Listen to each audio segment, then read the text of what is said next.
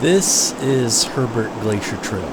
It's not the hardest hike in Juneau, but it does make you work for it. Trees, mud, a suspiciously large amount of moss, and eventually a glacier.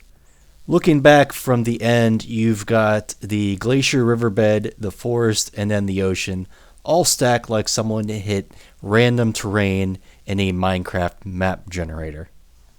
The trees here look like they've seen things. They're draped in moss like it's a fashion choice, and somehow it does work. The trail itself, it's not too bad. Solid gravel, no roots trying to kill you. 5 stars, would walk again. And just in case you thought it was all nature out here, somebody apparently tried to off-road to the glacier. Along the way, there's some still, quiet water, basically the Windows XP screensaver for Alaska. Some places look so still it looks fake, the kind of place you'll expect to find a frog in a bathrobe handing out life advice in an anime.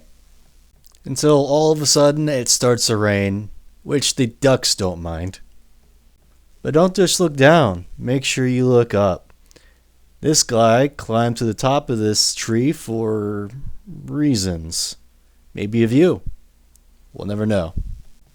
When you get to the glacier riverbed, you leave the trees behind and suddenly it's open. Gravel, water, birds giving you the side eye.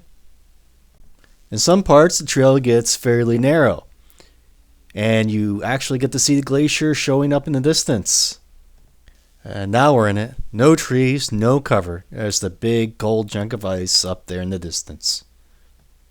After the forest, the puddles, ducks, a porcupine, and a car, this feels like a win. All told, not a bad way to spend the day. Bring some boots, some snacks, and some appreciation for the beauty out here.